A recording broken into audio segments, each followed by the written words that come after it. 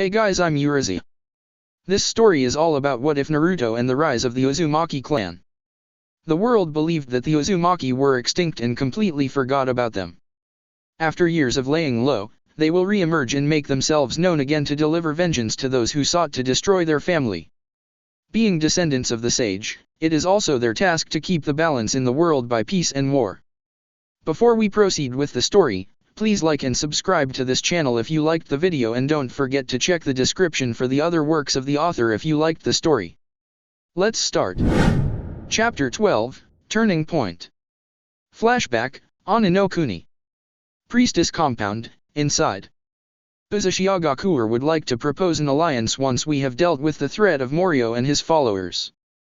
Kushina, my friend, I have seen in my vision that Ani no Kuni and Numa no Kuni, land of swamps, will be under the flag of Uzu. My country will become better and strong under your leadership, replied the priestess. A good vision then, commented Minato. The three chuckled while Moroku agreed.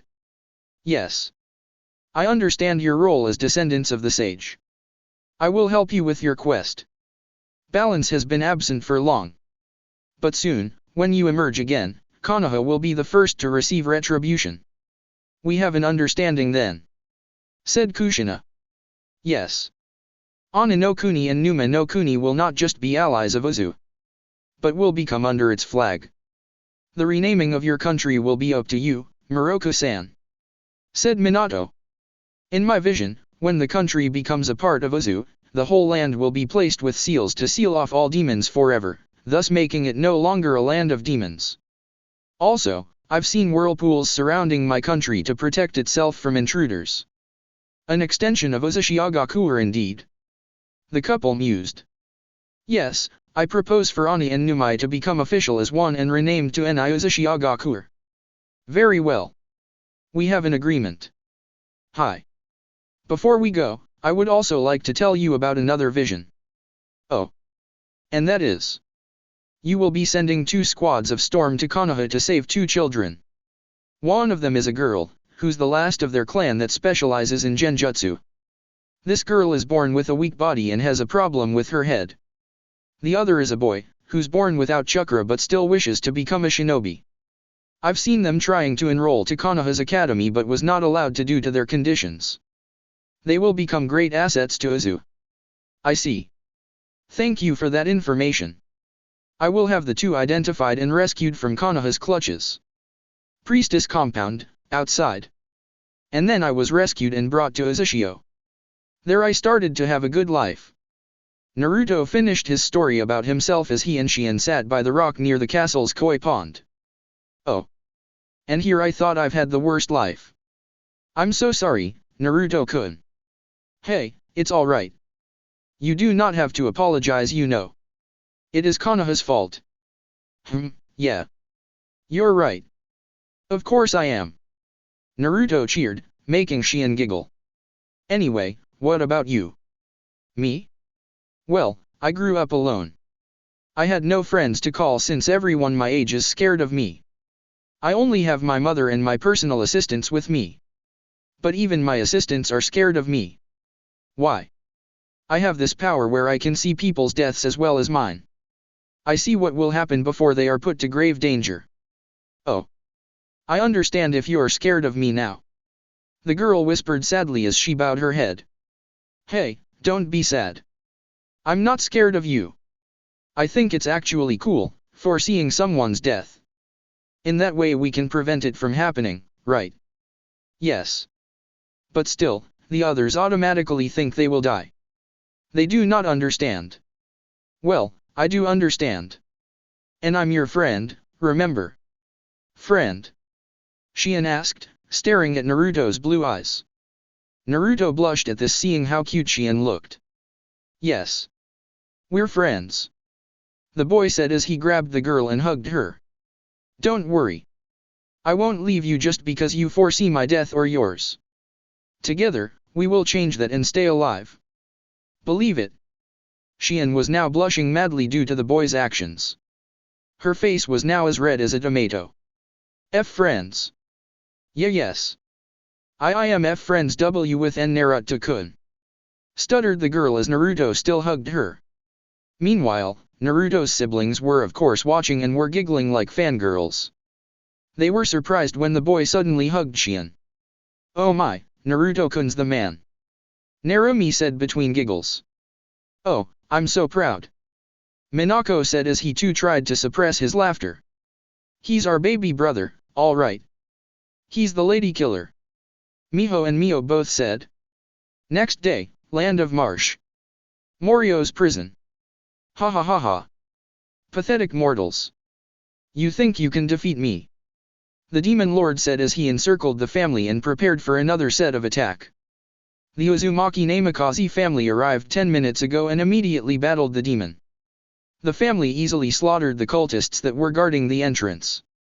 Yomi and his other 4 lieutenants were able to battle a little longer with the use of demon magic. In the end, they were defeated by Kushina by using the human path, pulling their souls out while also gaining valuable information. "Weak. You are all weak. We've been battling for some time now and I've only received little damage," Morio taunted. Unknown to him, the family have been discreetly placing seals around the area while they moved around while the demon tried to kill them. Meanwhile, Naruto concentrated in a distance while he meditated and gathered chakra. Mio and Miho stood by him to protect him from the demon's attacks. "Naruto-kun, we're ready," Kushina called to her son as she dodged a demonic tentacle. She turned gracefully and cut the tentacle with her sword. "Ray-ay-ay-ay-ay-ay-ay-ay. Die, you filthy mortals." Minato, Kushina, Narumi, and Minako finished placing the seals and started firing waves of jutsus at the demon while dodging at the same time. Naruto finally finished gathering chakra with the help of Kurama and opened his eyes. He bit his thumb and smeared blood on his shoulder where the seal was located and slammed the ground. "Kuchi Yasei no Jutsu. Wadatsumai." The area became covered with smoke, allowing the 4 humans to take cover and retreat to Naruto's side. When the smoke cleared, there was now a great dragon 5 times bigger and longer than the demon Morio. Naruto stood on top of the dragon's head with his arms crossed. It's been so long since the last time I've been summoned to the land of humans." "Well done, Naruto," Wadatsumai mused as he stared at the demon with calculating eyes. "You." Morio screeched angrily at the dragon. "You do not have the right to interfere. Be gone. Now. I cannot do that. I have every right to be here since my master has summoned me. Now, it is time for you to return to where you came from and never come back here." "Ray-ay-ay-ay-ay-ay-ay-ay-ay-ay-ay-ay." The demon roared in anger and charged at the dragon. Wadatsumai simply dodged and flew around the area while blowing golden steam and fire. The seals placed by the family glowed bright as the Dragon King strengthened them. The demon, however, did not notice and simply thought the attack was meant for him. "Ha! That was it? You did not even hit me," Morio taunted. "Oh, this guy is an idiot, all right," Naruto commented. "Yes, he is." Wadatsumai chuckled as he flew around and continued giving more power boost to the seals. "Ray-ay-ay-ay-ay. Who are you calling an idiot?" Morio angrily asked. "Well, duh, you of course. You're an idiot," Naruto taunted.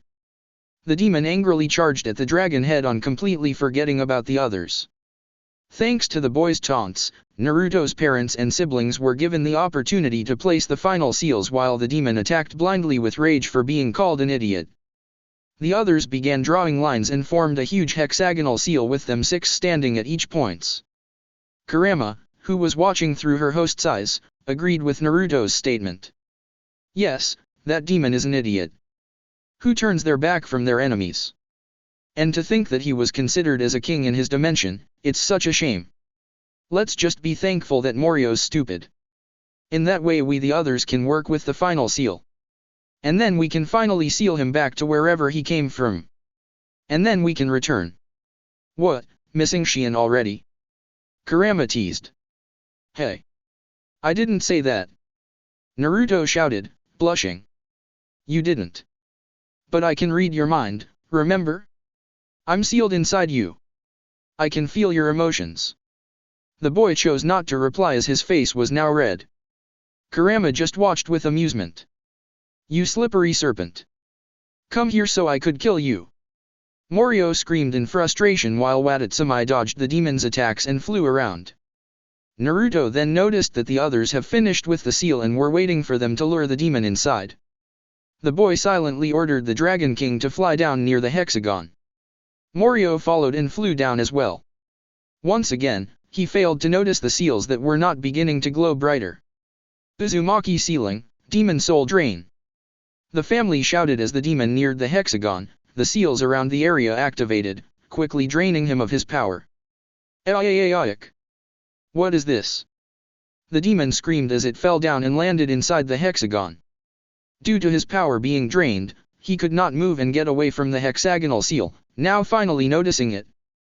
Too late. Uzumaki Kenjutsu, demon reverse summoning and sealing. Onimon, Kai. Demon gate, open. The hexagonal seal glowed purple and formed into a prism, trapping the demon inside. In another dimension, a same hexagonal seal appeared. Switch. No. I will not return to my old place. This is where I belong. I shall rule here. Morio wailed as the whole prism glowed. Watatsumi breathed golden fire at the seal, strengthening it. Morio's essence got transferred to the other dimension bit by bit until there was none of him left in this world. The seal's glow slowly died out as well as the prism. That takes care of it. Well done, everyone. The Dragon King commended the family for their work as he let Naruto step off from his head. You have done well, Master Naruto. You have successfully summoned me to your realm without passing out. I look forward to the next time you'll summon me to battle.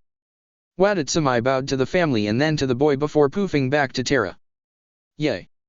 We did it! Naruto cheered, making the others chuckle. Kushina then picked him up and kissed him. Minato ruffled the boy's hair, feeling proud. Come on, let's go back to the priestess compound. Oninokuni. Priestess compound, balcony. Moroku, Shion, the Uzumaki Namikaze family, and Numa no Kuni's acting leaders were gathered by the castle's balcony to discuss the country's future. All residents of Ani and Numa were also gathered down below, listening to their leaders' discussion. Now that the threat of Morio's been dealt with, we may now look forward to our country's development. With the sealing away of all demons, my role as the priestess of these two countries finally comes to an end. Moroku started. As we have discussed yesterday, Ani and Numa will become under the Uzumaki flag and will be renamed to Nayuzu Shiagaku. She said while looking at the Numa's standing leaders. She then stood and bowed to the Uzukage. I, Moroku, priestess and standing leader of Ani no Kuni, pledge my country's undying loyalty and friendship to the Uzumaki clan. We, the tribe leaders of Numa no Kuni, have been waiting for a rightful leader to lead our country to greatness. Now that you're here, we pledge our undying loyalty and friendship to the Uzumaki clan. May you lead us to greatness. The leaders said as they too bowed to the Uzukage. The Uzukage then stood up and said, I, Uzumaki Namikaze Kushina, Uzukage of the new Uzushiagaku, accept your pledges and will make sure to develop both countries to greatness. May our friendship and camaraderie last forever, down to our future descendants. I now declare this land to be called Nayuzu Shiagaku. Ani no Kuni will now be known as Nayuzu's first city, while Numa no Kuni will be the second city. Uzumaki Namikaze Narumi, I hereby appoint you as the first city's Uzukage. Uzumaki Namikaze Minako, I appoint you as the second city's Uzukage. May the two of you become just and great leaders, listening to your people, and becoming their inspiration. Kushina said. Minako and Narumi were beyond shocked. Their parents did not tell them about the two countries becoming one with Uzu. And now they were appointed leaders. Although surprised with the announcement, they both stepped forward and presented themselves to the crowd. We accept our appointment and pledge to do our best. The crowd then began clapping and cheering for their new leaders. Those at the balcony were also clapping and congratulated the two for their recent appointment. Naruto was jumping up and down while holding hands with Shion. They too were cheering. This, of course, didn't go unnoticed, making the others smirk. Later that night, after the announcement, there was of course a celebration. Moroka then informed the Uzukage and her family that they will be moving to Uzushiagaku. Naruto and Shion were the ones who were very happy with this. They will be growing up together and attending the academy. Shion have already told her mother that she wanted to become a shinobi and Moroku agreed. Development plans were also made that night. Storm squads will be sent to Nayuzu to seal off the remaining demons. Narumi and Minako will be receiving advanced lessons in leading a country. They already received their lessons back in Uzu. Now that they're officially Kages, they will now get their advanced lessons with the help of the two countries' advisors. Flashback end. Present time, Uzumaki office. Alright. Let us get straight to business. Kushina said. Right. Mei replied. We bring news from Kiri and about Konoha as well. The Uzukage nodded, urging her sister to speak. Konoha has sent diplomats to Kiri to forge an alliance. The diplomats were Hayashi of the Hyuga clan and Fugaku of the Uchiha clan. They, of course, brought gifts to please the Mizukage. Mai trailed off, and stared at Minato. What are the gifts? The scrolls for the Hiraishin and the Rasengan. Silence. I'm sorry, can you please repeat that statement? Minato said. The scrolls for the Hiraishin and the Rasengan. Those are the gifts Konoha offered to Kiri. Mei said as she took out 2 scrolls from her pocket. Everyone except Mei and Ricaudo were dumbfounded. But how? I managed to invade their minds without them knowing. The scrolls came from Danzo. He had it secretly copied and hid it in his root base. Right now there are 2 copies. The ones hidden in Danzo's root base and these. Mei said as he showed them the scrolls. So you managed to get them? Minato commented, a bit relieved. Yes. I managed to quickly make copies when I inspected them. The ones they currently have had been tampered with. The seals and instructions were edited. Should they try doing the Hiraishin, the area where they will put the seal will simply melt. The Rasengan, they'll just end up getting their arms blown up. Ricaudo said. Well done. Good quick thinking. Kushina said. Ricaudo just smirked and waved it off. You're welcome. I was just doing what's right. Then it's no longer a problem should the Mizukage accept. The only thing we'll have to do is destroy the copy or copies Danzo has. They probably made more copies for backup now. Right. Anyway, here's more news. A few days before the Konoha envoys arrived, me and my husband noticed that Yagura was acting off. When we made a secret investigation, we found out that he is under a genjutsu. And a strong one if I may add. We came to the conclusion that it was an Uchiha who placed it on him. The genjutsu is supposed to make him hate everyone with a bloodline. If we let it continue, there will be a bloodline purge in Kiri and will eventually result to a civil war. Mei said. Everyone in the room smiled mischievously while Kushina spoke. I trust you have a plan to put this incident to our advantage. Of course. Mei said. We'll simply let it happen. Kiri will be divided into 2 while the alliance proposal by Konoha will either be put on hold or accepted. I will be leading the rebels and the ones with a bloodline. After the civil war, I will reveal about Yagura being controlled by an Uchiha's genjutsu. Kiri will become hostile to Konoha then. By that time I will be Mizukage. Kiri declaring war and attacking Konoha will be easier. Everyone in the room laughed evilly after hearing Mei's plan. Perfect. Kushina said. All that's left is Kumo and Iwa. When the time comes, Kumo, Iwa, and Kiri will be attacking Konoha. In the end we will make them see the irony. 3 countries allied to destroy Uzu now allied once again to destroy Konoha. Ha ha ha. Father's plans will be fulfilled.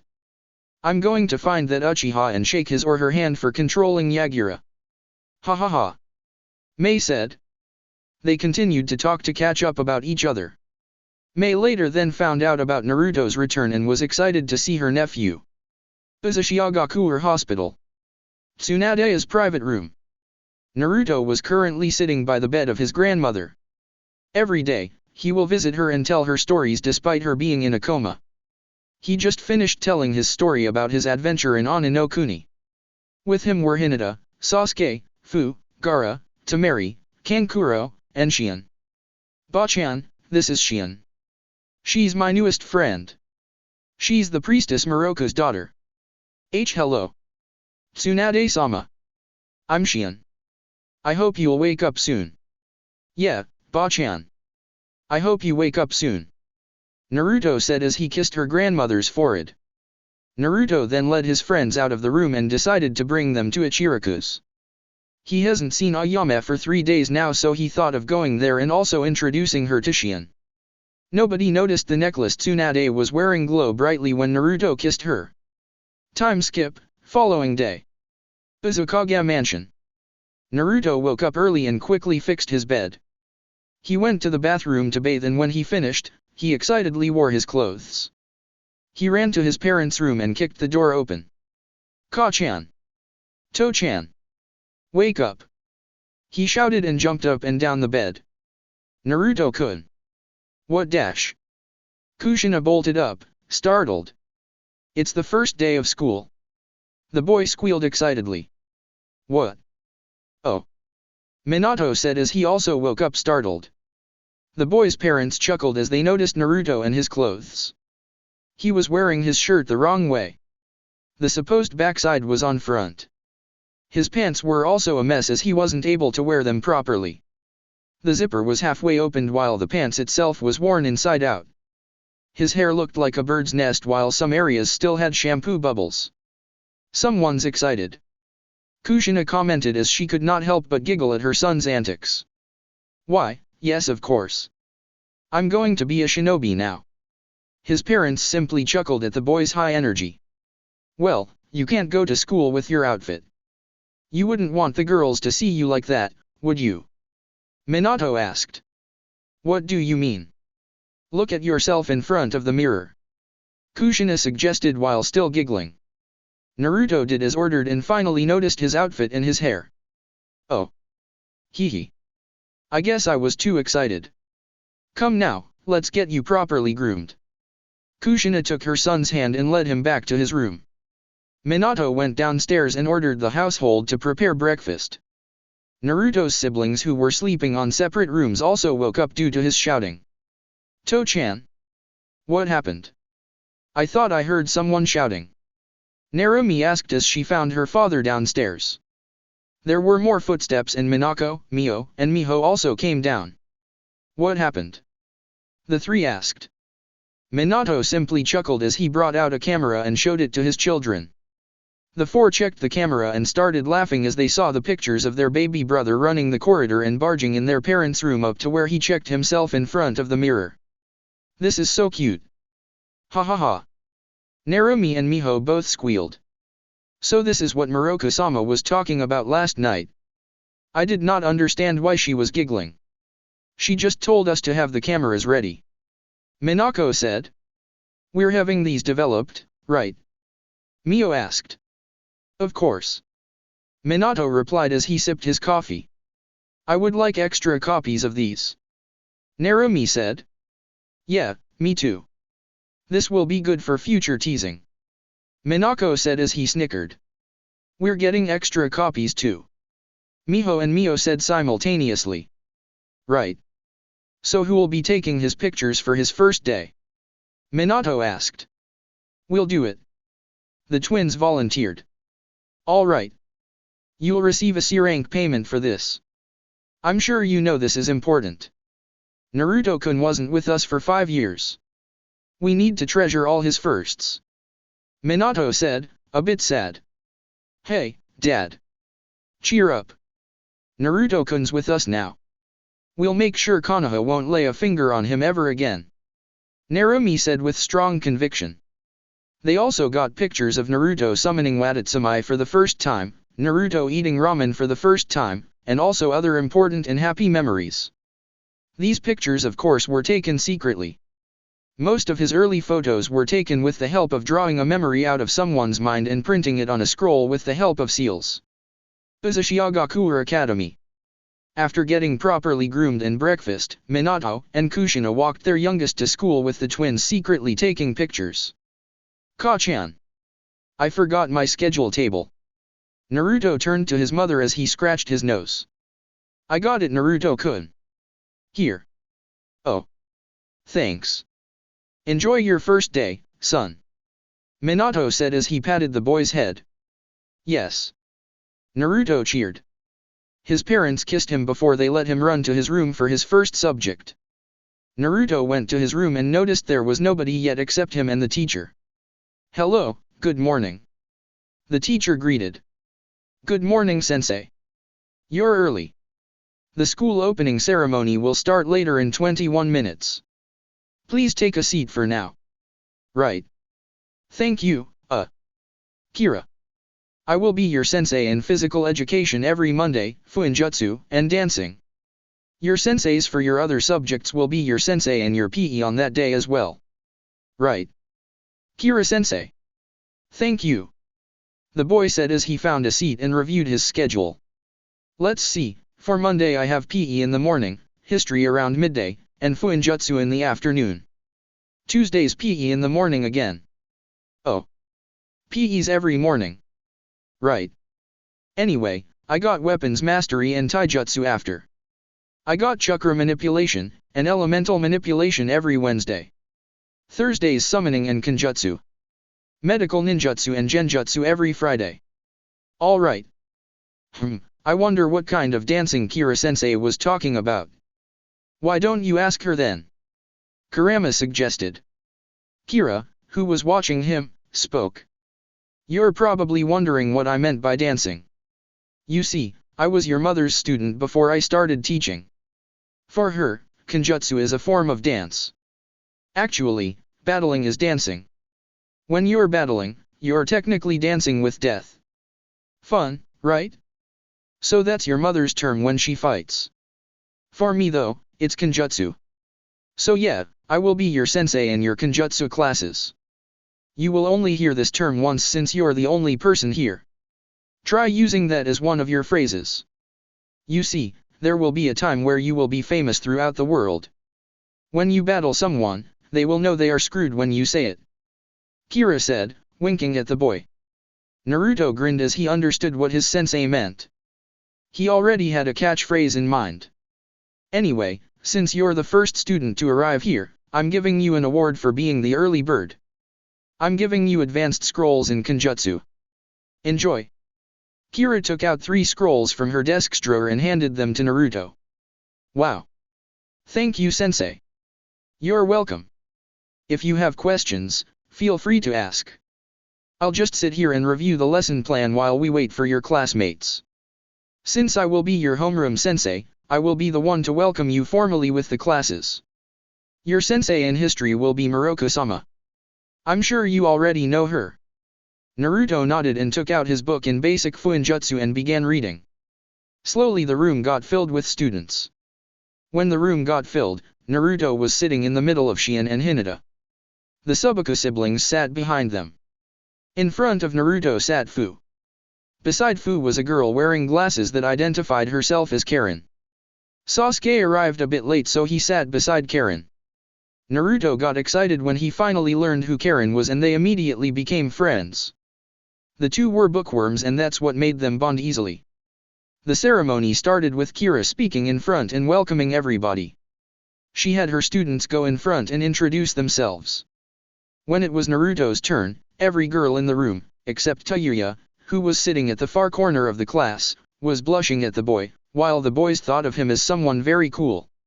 After the ceremony they went outside for their physical training. Uzushiagakuer shorelines. A hooded figure could be seen approaching the city slowly. This mysterious man strongly reeked of snakes. As he took another step closer, he found himself surrounded by 12 squads of storm. Why that many? The Ozunin sensed that this man was not a simple nin but very dangerous. He radiated an aura that can rival 2 Kage-level nins. The hooded figure chuckled and removed his hood to reveal his face and raised his hands in a surrendering way. I am Orochimaru the Snake Sunin. I am friends with the Uzukage and the Uzukage before her. I come in peace. We strongly advise you not to move until the Uzukage arrives to check you herself. Make a move and we will immediately think of you as an enemy. Please wait while we call for the Uzukage-sama. Said Kaide, the commander of Storm. I understand. I will not make any attempt to move. I'll wait for her. Said Orochimaru. Uzukage office. Kushina was currently signing construction approvals for Nayuzu. She was interrupted when a storm appeared. "Excuse me, Uzukage-sama. There is a man by the shorelines who claims himself as Orochimaru the Snake Sunin. Kaide-sama and 12 more squads of storm are currently watching him. So it was him I was sensing. Thank you. I'll be there shortly. Please alert all Jonin and higher while I confirm this person's identity. Hi." The Uzukage then concentrated and called to her husband using a mental link. "Minato-kun. Please be at the shorelines ASAP." After the call, she vanished from her office in a red flash. Uzushiagakuer shorelines. Minato and Kushina arrived in a yellow and red flash respectively. When they inspected the scene, they found a cloaked figure raising his hands in surrender while the storm surrounded him. "At ease. It's him," the Uzukage ordered. The storm then lowered their weapons but still held a defensive stance. "When Nono-chan told me about you and your village, I was very surprised. It's a good thing I sent Anko-chan to Konoha that time. I have a good feeling that it was Uzu who raided Konoha twice. Am I right?" "You're right about that, Orochimaru-sensei," replied Minato. "Ah, Minato-kun. It's good to see you back in the realm of the living," the Snake Sunin commented. The blonde simply smirked and walked towards his sensei and hugged his sensei and adoptive father. Kushina did the same. "Come on, let us get inside the village. You might want to meet my children. Also I think it is time that you met your godson. I'm sure Nono told you about him already. Let's make this official now, shall we?" Kushina asked happily as they casually walked back towards the village. "Of course. It would be an honor becoming godfather to one of your children." "That's good then. Well, now he's 5.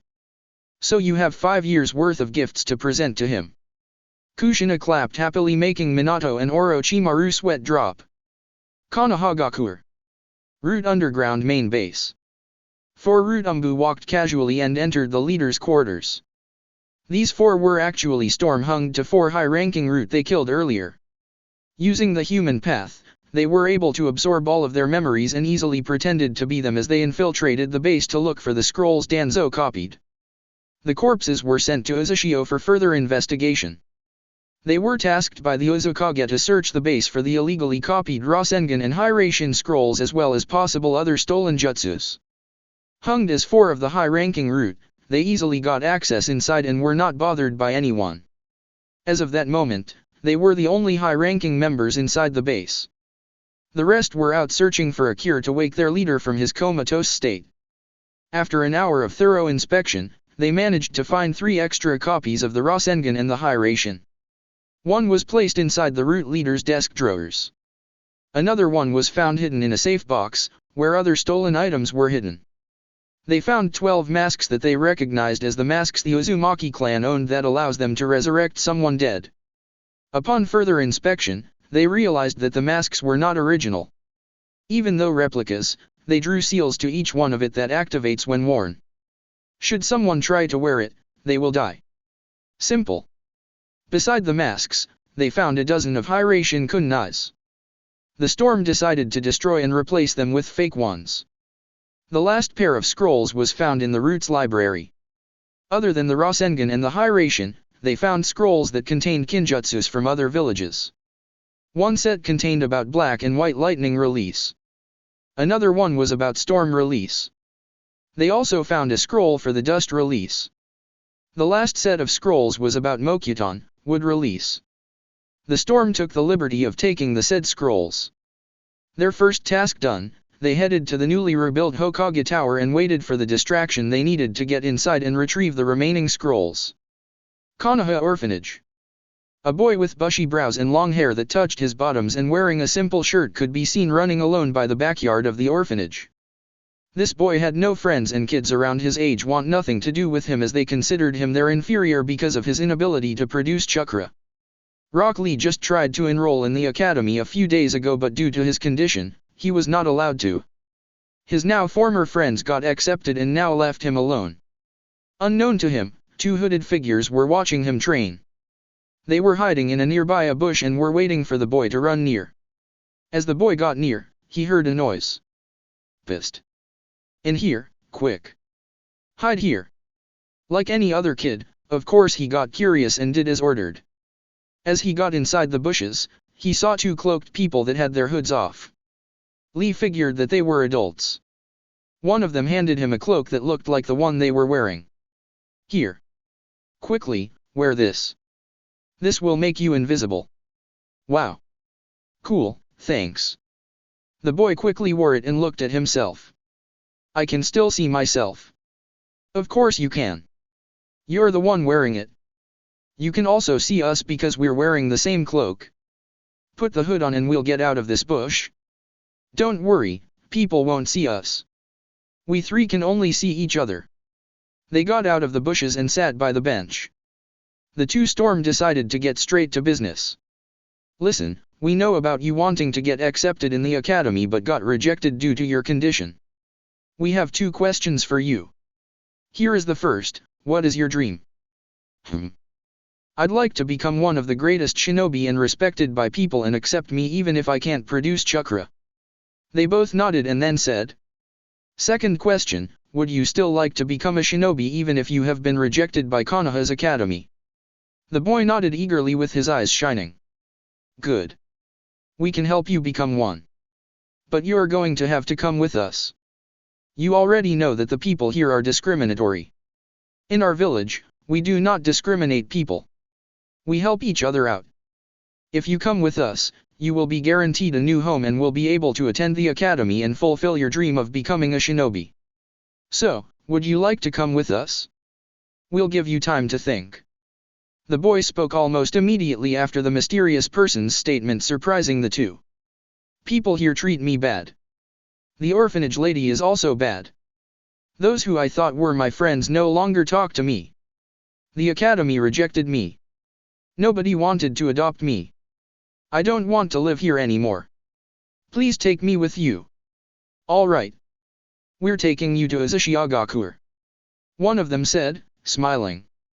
The other patted his head and said, before we go there, we have to wait for another kid.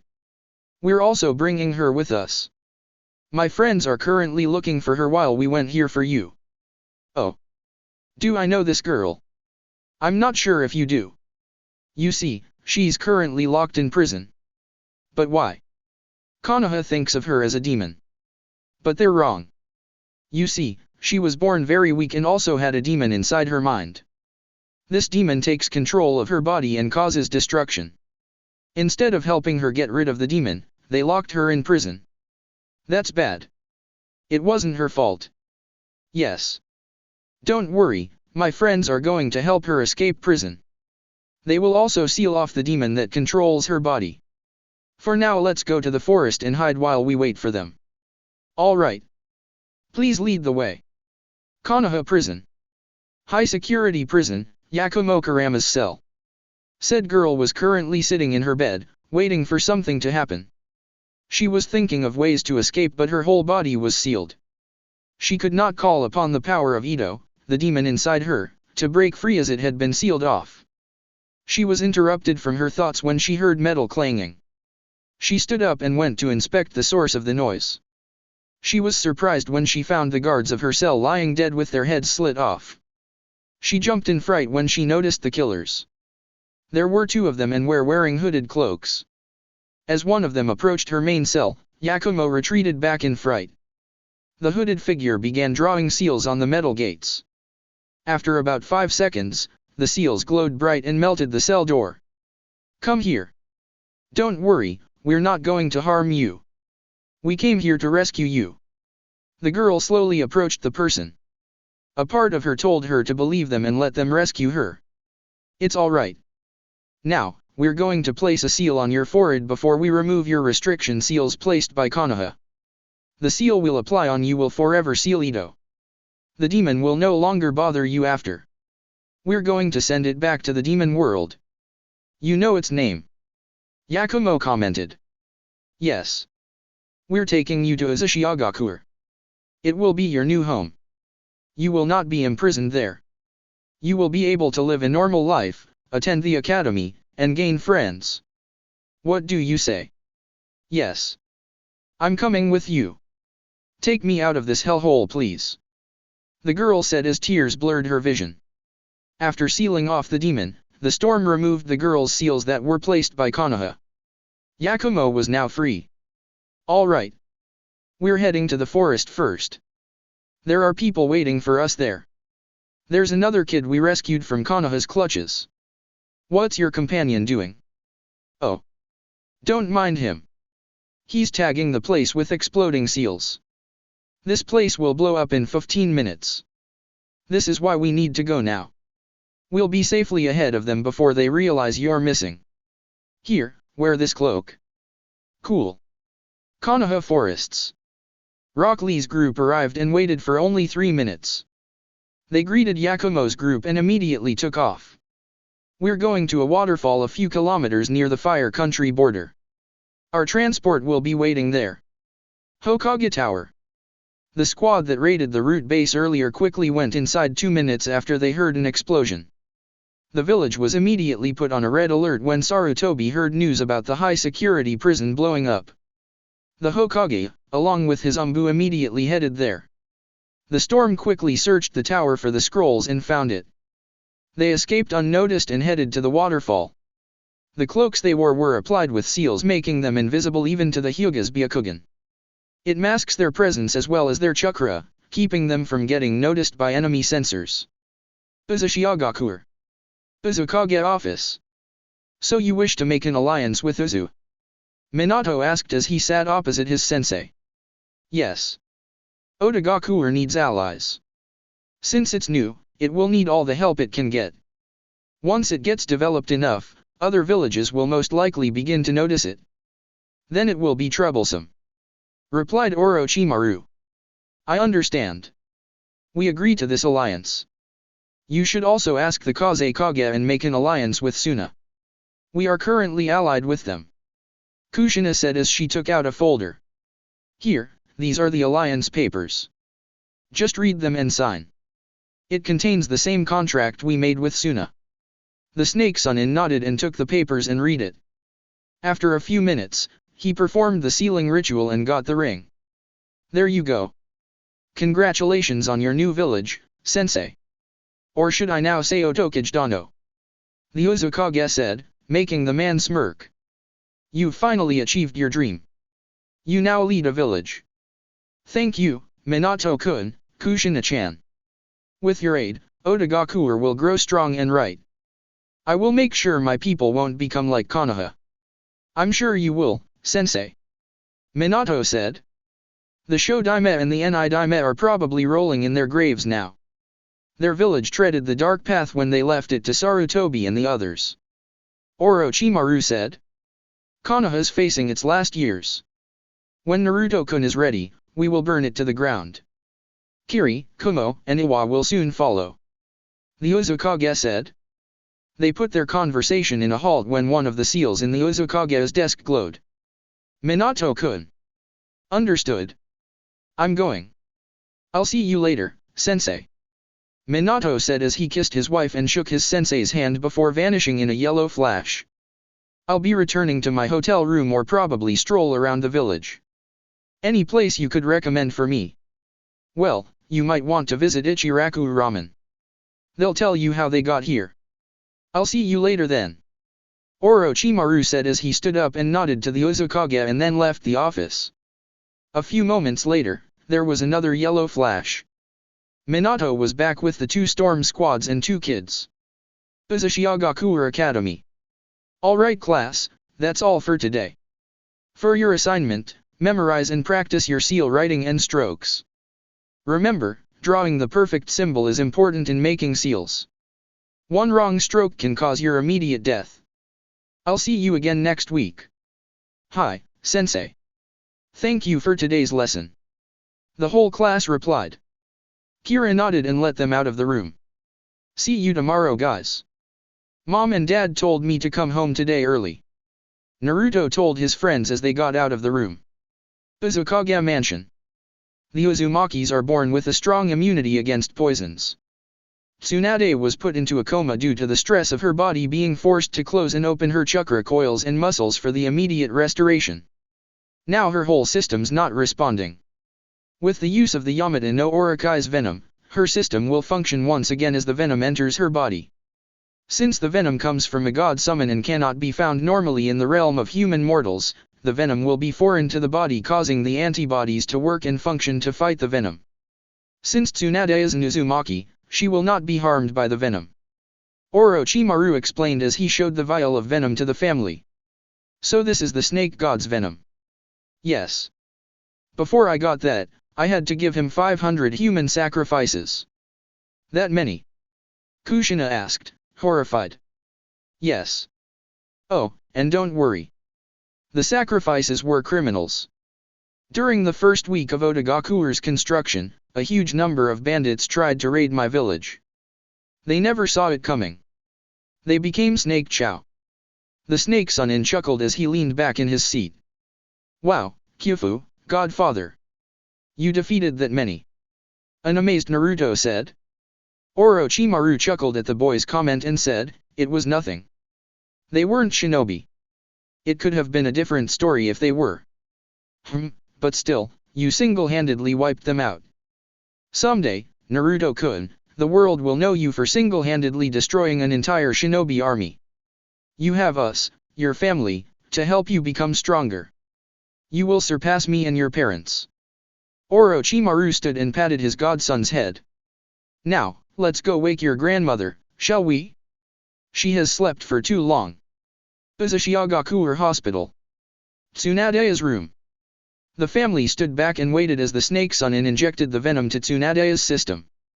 They watched the monitor show the patient's system work on the venom. The graph went high and then low, and then high again. Bachan. Naruto murmured as he walked closer to Tsunade's bed and held her hand. Everyone except Naruto was amazed as they noticed her necklace glowing. Naruto was too focused watching his grandmother to notice. The Shodaime's necklace. It's glowing. Kushina murmured. Naruto yelped when he felt her grandmother's finger twitch. Bachan. The monitor showed the patient's heart rate going back to normal. Tsunade continued to twitch. The first were her fingers, and then her whole arm. After a few seconds her eyebrows and mouth began to twitch.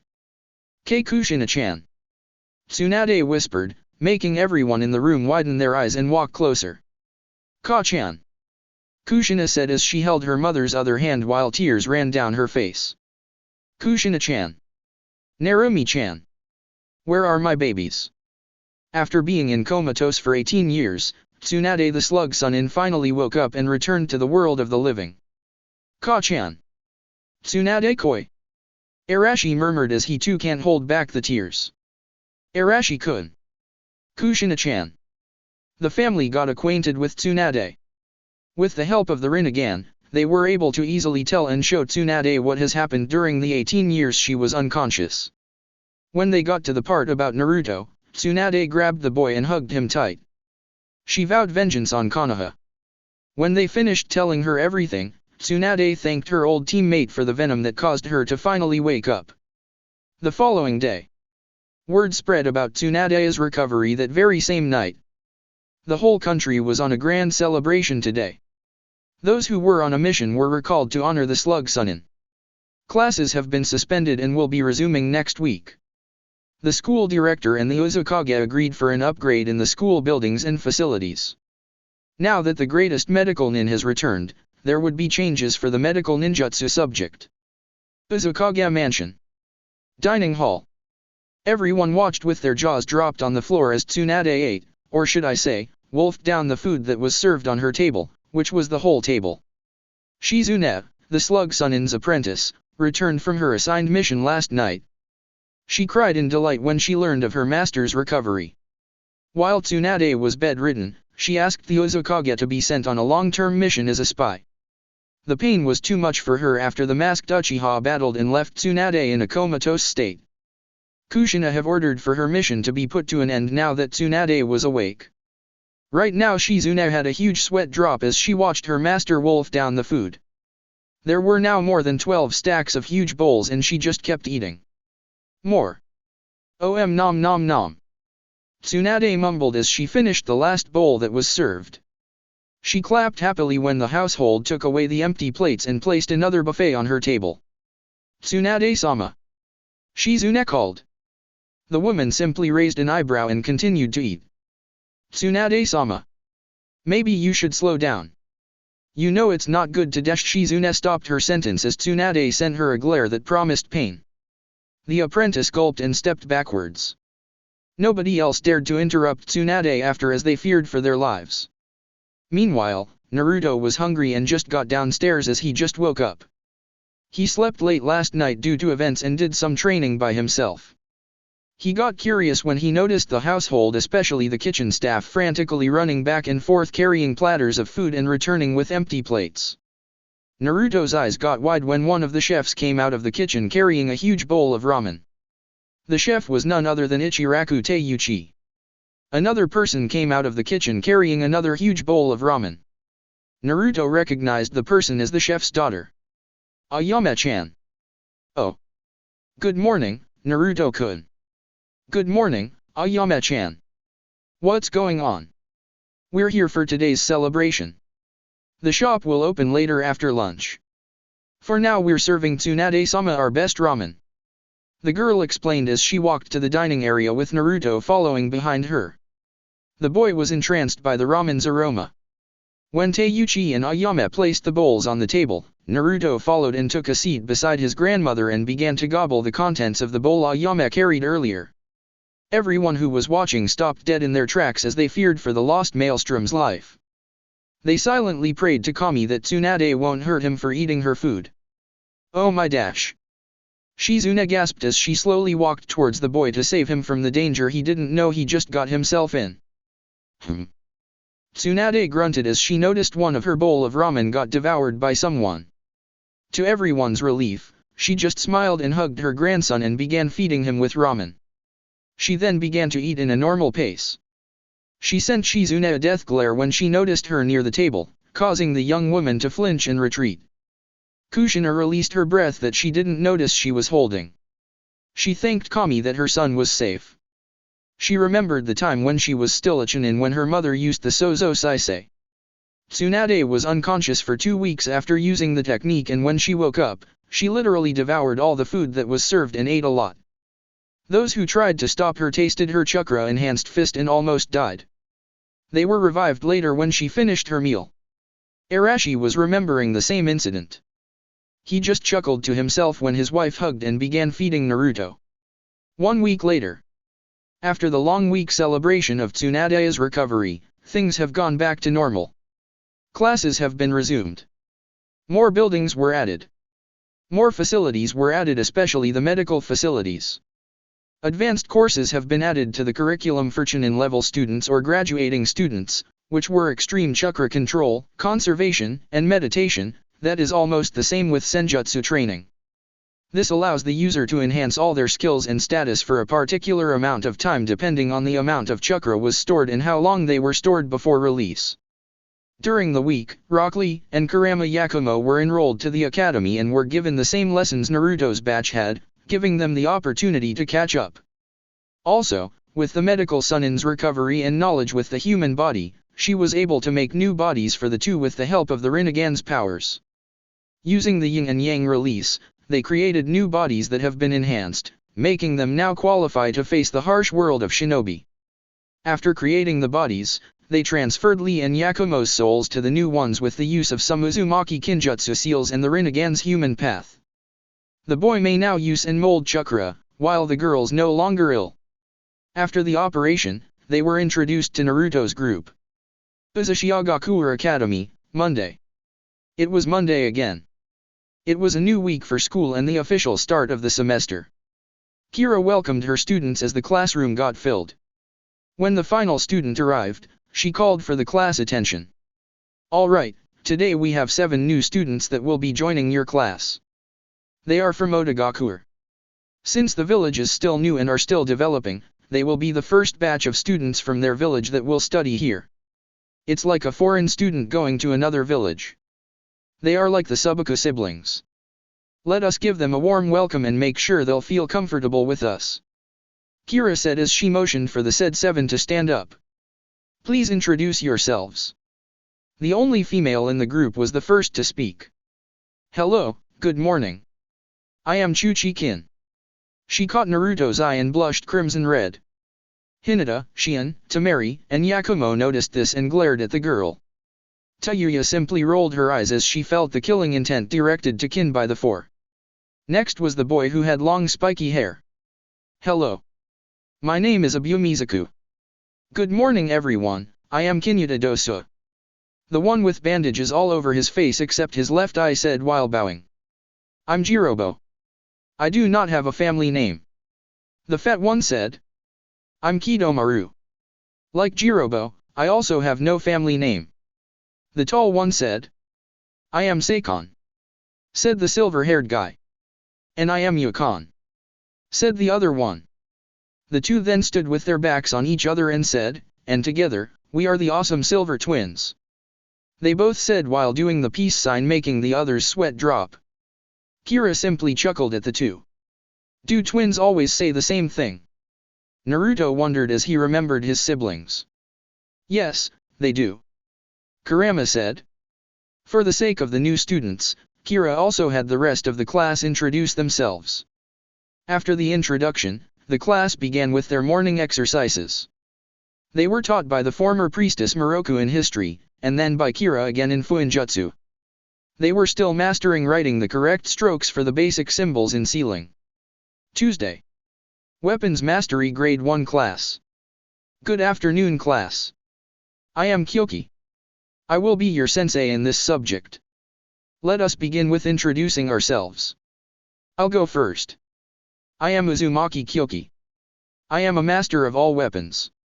I started teaching in the academy 3 months after the Iwakumo Kiri attack. My favorite weapon is the Naginata.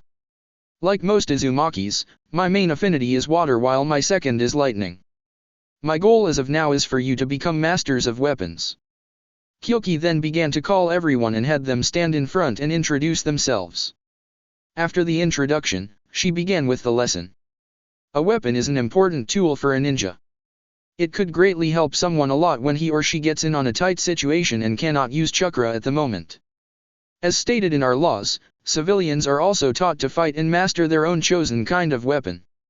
For us shinobi, we have the advantage to enhance these weapons by adding chakra. But for now, we will simply begin with getting familiar with each kind of weapon. You will be taught to apply chakra with them on your next year. Once you are able to wield all even at an adept level, you will be prompted to choose 2 weapons that you will use in your shinobi life. A primary weapon that you should be a master of and a secondary weapon you are also better with the other weapons. While learning your chosen weapons, you will of course train with the basics with the kunai as the basic melee weapon and the shuriken, or throwing stars, for the thrown ones. Kunai, also, can be used for throwing. The last for the basic weapon throwing is the senbon needles. Senbon needles are usually used for disabling enemies from a hidden location. They are usually used by medic nins but even can be deadly when a non-medic has great proficiency with it. Before I allow you to have your hands on these weapons, we are going to watch archinins demonstrate their own unique battle styles and play with their chosen weapons. The entrance of their dojo then opened and in came about 20 chinins. Among them were Naruto's twin siblings. Miho and Mio will be the first pair to demonstrate their battle style with their favorite weapon. For Miho, she is a master of the war fans while Mio is a master of the tonfa. Miho's main affinities are water and wind. She has the ice release. Mio's main affinities are fire and wind. He has the blaze release. Miho. Please begin. The twins then went to the middle and bowed. They began their dance with their backs on each other. First they demonstrated the katas step by step and then continuous after. After the kata, the twins created water clones and ordered them to attack. The clones outnumbered them 20-1. On the first wave, the twins defended themselves with just using their weapons by deflecting and countering. Miho was the one deflecting the attacks with her fan and redirecting them to her twin, making him the one to kill the opponent. Sometimes Mio will do the same, allowing Miho to slash at the enemies with her fan, killing them off.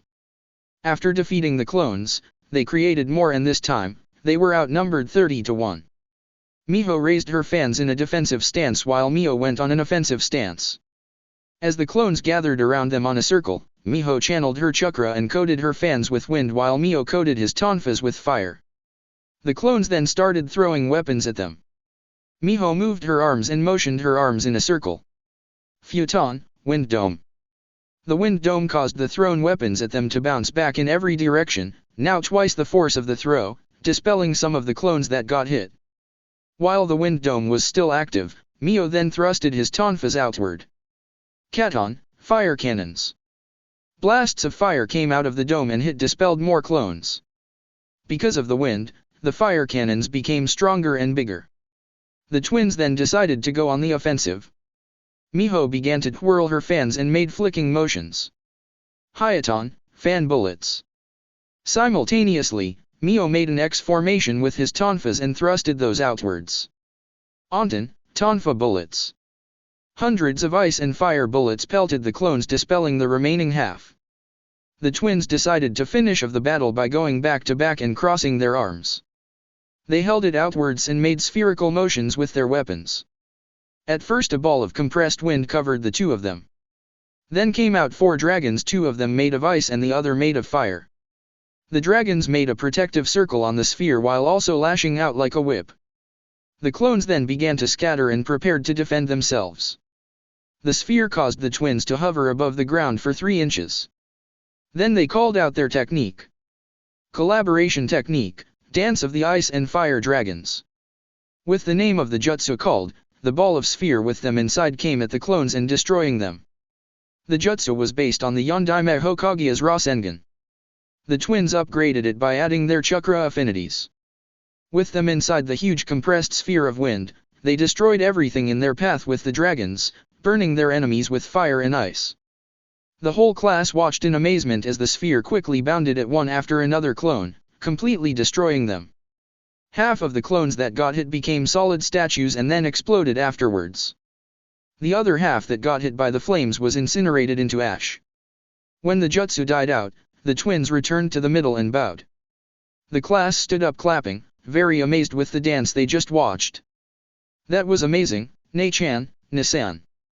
Naruto called to his siblings while his eyes shined with admiration. Thank you, Naruto-kun.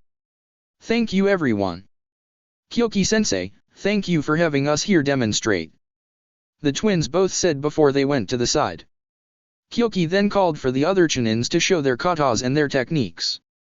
After the demonstration, the whole class was now very excited to get their hands on with the weapons. Most of them while watching already got an idea which weapon they'd make as their primary. Taijutsu Class. The grade 1 students sat in the field waiting for their sensei to begin. Their sensei was actually old but only looked like he was in his 30s. He was wearing red-plated samurai armor and carried an otaki on his back. He was huge and had a warrior build. His medium-length hair was tied in a ponytail and the tattoo of the Uzumaki clan was visible on his back. Good afternoon class. I am Uzumaki Kaze. I will be your sensei in Taijutsu. A little information about myself, I am a veteran samurai and fought back during the warring era. I cannot use chakra during my younger years.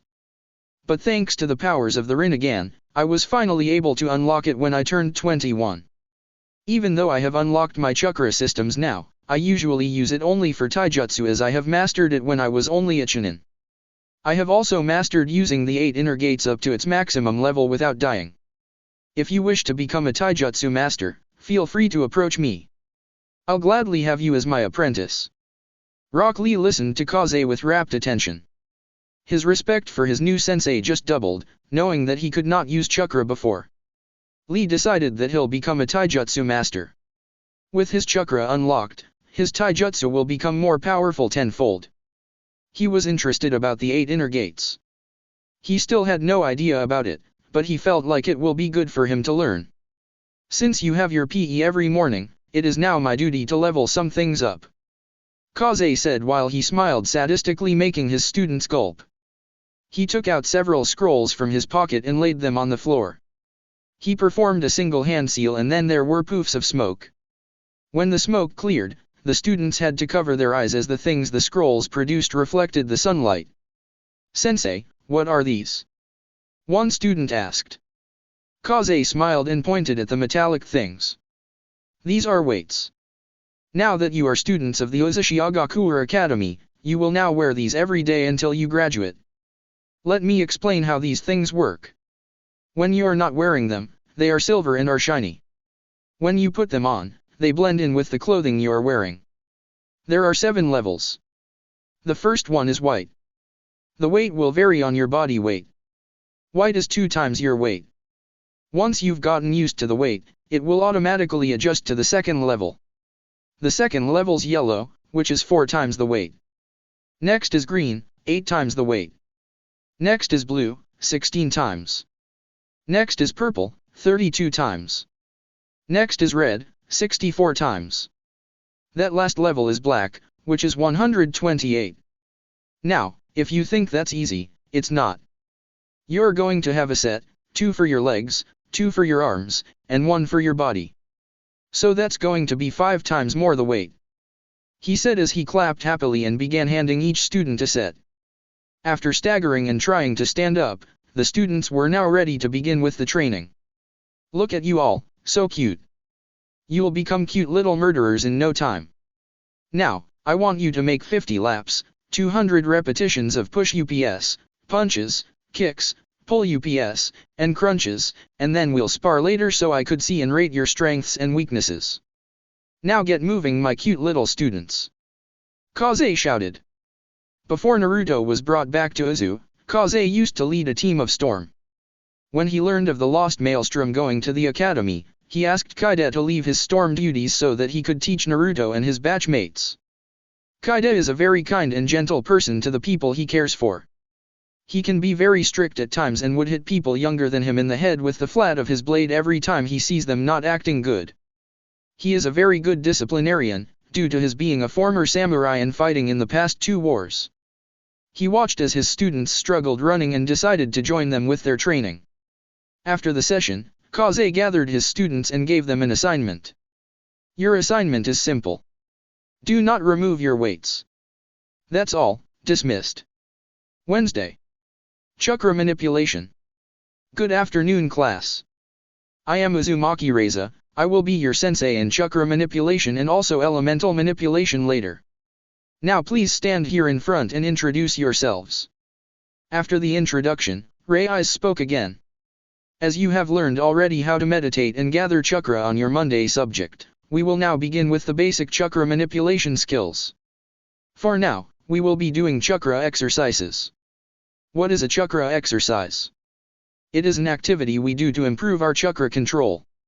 The higher control we have, the lower the chakra it will require us to perform a jutsu or any chakra-based movement. Chakra exercises also help increase our chakra pool. We'll begin with the basic chakra exercises. She motioned for the class to watch her closely. She then began to walk towards a tree and instead of crashing onto it, she simply walked vertically up the tree and then horizontally, standing upside down when she reached the topmost branch. This is the tree walking exercise. How you do it is simple. You just focus your chakra on the bottom of your feet and start walking. Remember, too much chakra will cause the tree to explode and make you fall. Too few chakra will not make you attach to the tree and you'll fall faster. Once you've mastered the tree walking exercise, you'll begin with the water walking. Water walking is different from tree walking. You are required to pump chakra on your feet constantly as the water is not stable and is flowing freely. Fail to do so and you will sink. Once you've mastered the tree walking and water walking, you will be doing this. Reza said as she hopped down to the ground and picked up a dozen fallen leaves and placed one on her forehead. The leaf hovered a few centimeters and began spinning. When you've mastered this, you add another leaf. She said as she placed one on the tip of her nose and made it spin as well. After that, you'll add more to wherever part of your body you like. Reza then held out her hand and had each leaf spin on each tip of her finger. She did the same to her other hand. She stretched out her left foot and also had a leaf spin on her toes. There. Anyway, this will be a bit advanced. Our main goal is for you to master the tree walking and water walking exercises as soon as possible. Because when you're done, you will be doing the leaf balancing while tree walking and water walking. Once you've mastered the leaf balancing, you change the leaf to another thing that is heavier. senbons, kunais, throwing stars, combat knives, swords, and anything you could think of. When you reach a higher level in the academy, you will be sparring and dodging attacks while performing these chakra exercises. Now, let us get started. Please find yourself a tree and begin walking. Reza said as she activated the training ground seals and changed the landscape to a forest from an open area. Elemental manipulation. Since you're still building up your chakra pools and still require chakra training, I will be only teaching you the shunshin, or the body flicker, and the kawarimi, or the substitution technique. If you get the grasp of these two techniques in 2 hours, we will begin with the basic elemental jutsus after, the fireball, wind twister, lightning spark, earth smash, and water burst. Reza told the class as she smiled to herself, noticing her students' determined looks on their faces. Good. You're ready. Let us begin practicing performing the hand seals. 2 hours later, the class was once again gathered around their sensei. Well done. I want you to keep on practicing doing the substitution and the shunshin up to the point where you won't need to do the seals.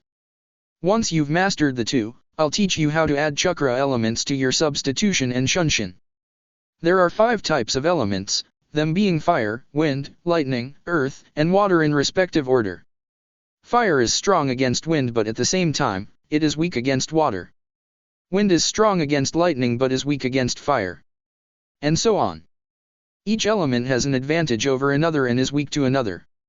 Reza took out a scroll from her pocket and from it came out sheets of paper. These are chakra papers. They react to which main chakra affinity you have. You will simply focus your chakra on the sheet. If it wrinkles, you have lightning. It will tear in half if you're wind. Burn if you're fire. Get soggy if you're water. And crumble if you're earth. Their sensei handed them 1 chakra paper each and ordered them to focus their chakra on it. Shien's paper wrinkled meaning she had a lightning affinity while Hinata's paper got soggy wet meaning she had an affinity for water. The Subakuno siblings were all wind, as they came from Suna. With Gaara being the Ichiba Jinchuriki, his paper crumbled after splitting, meaning he also had earth. Sasuke's paper burned on one side and crumpled on the other, meaning he had fire and lightning. Karen's main affinity was water. Lee's was wind while Yakumo had fire. Fu surprised everyone when she had 3 results. Her paper split into 2, with one half getting wet and the other half crumbling. The rest of the class had either 1 or 2 main affinities. Naruto got the class and her sensei's whole attention when he channeled his chakra onto his paper. There was a strong gust of wind around the Naruto as his paper split into 4. One burst into flames and turned into fine shiny black powder, the other one became very crumpled, the other got soaking wet, and the last one crumbled into fresh brown soil. Wow!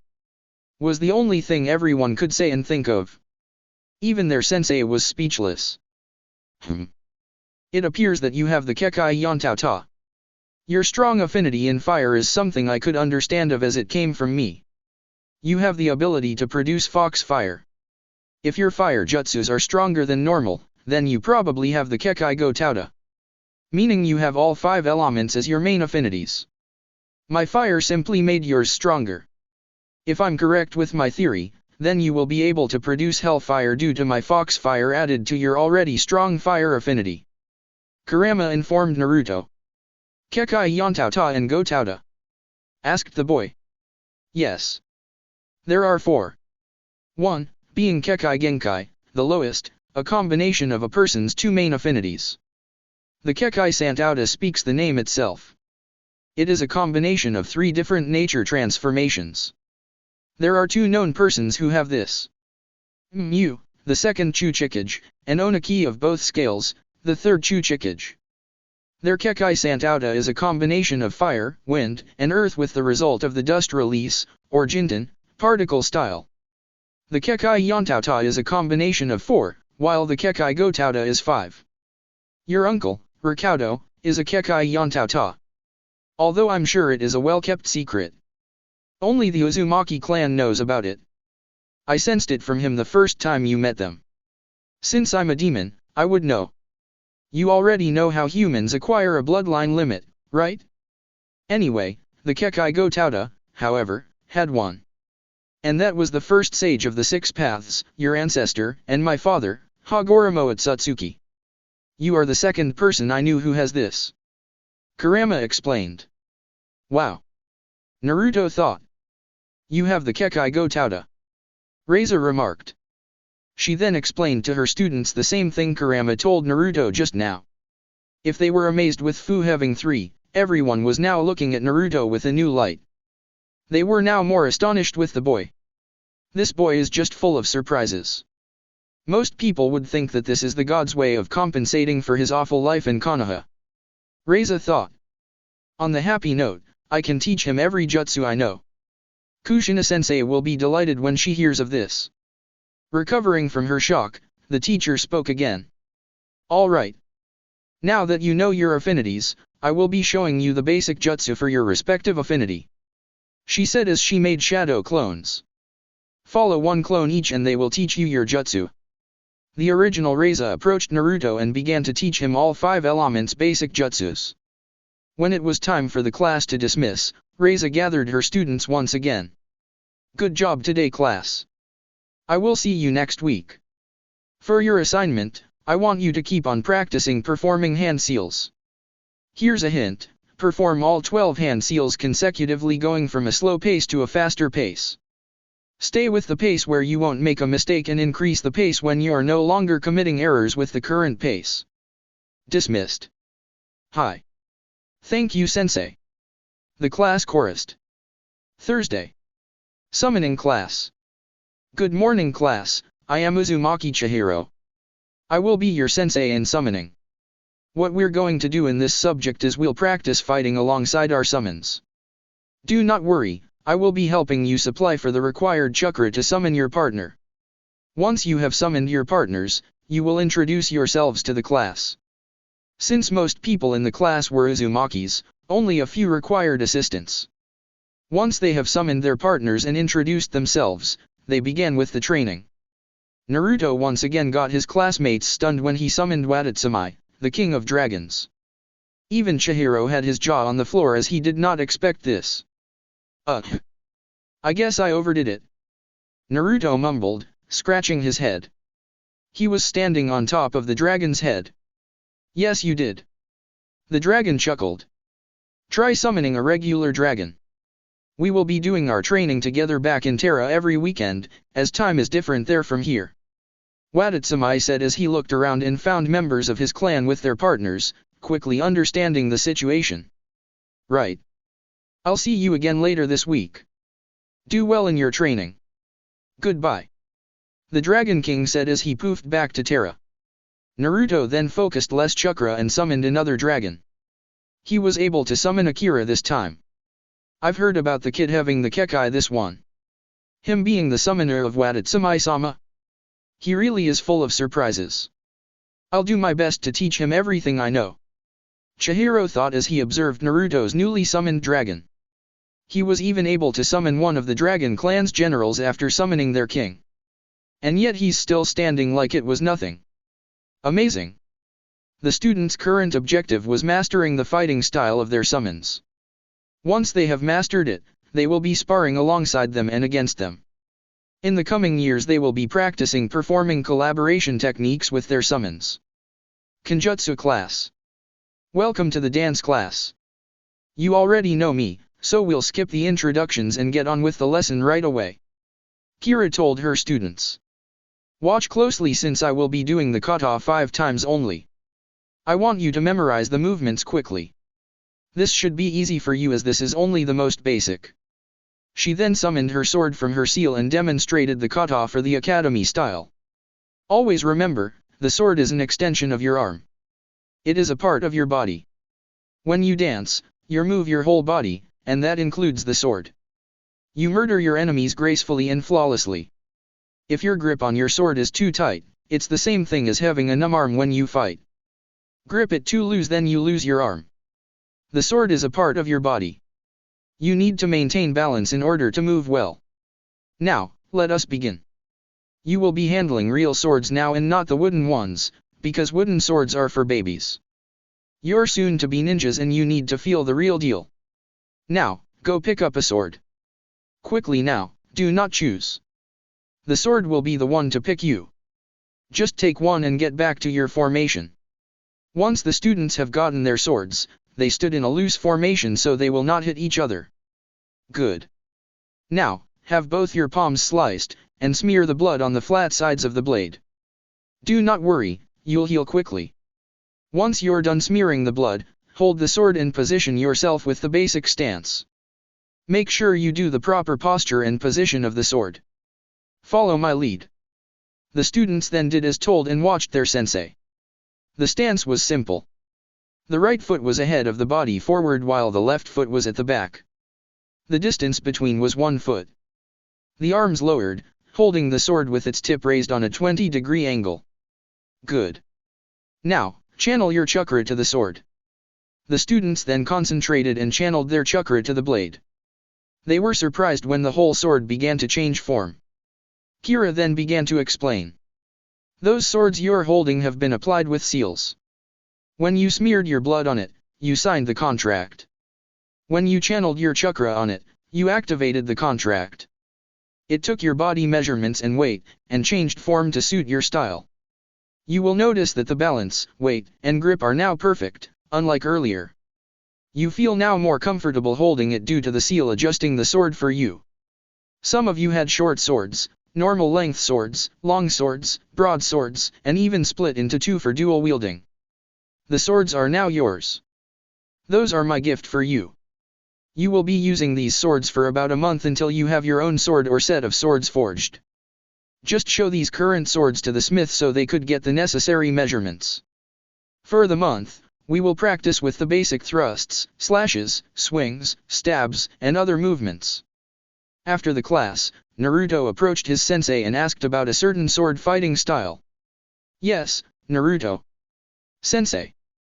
There is this style I want to try. I'll be requiring 2 more sets. Can I have 2 more of the swords? So you want 6 swords in total? Kira asked as she eyed her student's first pair. Yes. Alright then. She smiled, patting the boy's head. Naruto smiled and took 2 swords that do not have a contract yet. He did the same thing earlier and once he finished with the ritual, he now had 6 swords in total. I'd like a demonstration of this style you're talking about. Hi. Kira then activated the seals on the dojo and 30 dummies appeared from the ground. Whenever you're ready, begin. Naruto nodded and threw the swords in the air. He caught one with his mouth, the blade on his right side.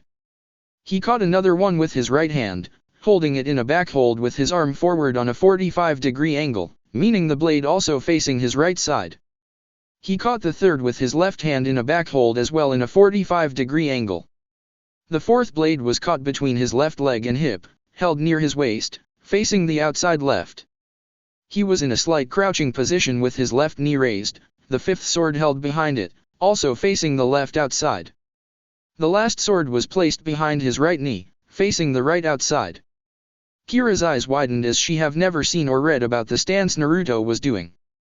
She watched closely as the boy nodded to her and began attacking the dummies. Unnoticed by Naruto, all of his classmates have stayed behind when they heard him talk to their sensei and got curious, so they decided to watch the Lost Maelstrom. Naruto attacked the dummies with random strikes. He was spinning to the left, right, upwards, and downwards while also kicking the dummies to lift him to the air or simply give him a speed boost as he hit another dummy that was nearby. Kira tried to read his movements but could not make a pattern as the dance moves were completely random. In less than 2 minutes, all dummies have been sliced off. Sensei, I would like to test with attacking dummies. Naruto said with his sword still on his mouth.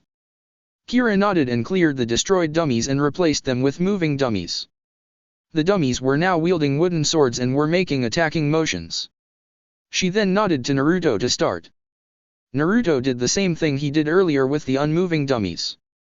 Kira noticed that the boy's random movements also allow him to defend himself at all sides while he attacked and parried the dummies. In about 4 minutes, all 30 dummies were annihilated. The sensei was making calculations in her mind and figured that once Naruto have mastered the style, he could spin and move around faster and destroy more dummies in a short time. She snapped out of her reverie when Naruto once again threw the swords in the air and gracefully caught all 6. That was impressive. Where did you learn that? I've never seen that style before. Kira remarked. Naruto's classmates, whom he's noticed now, were also gaping at him and were curious as to where he learned the style.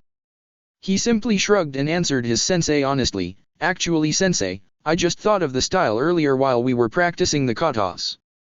I wondered to myself what if the movements were totally at random. So I devised a style and main stance for it.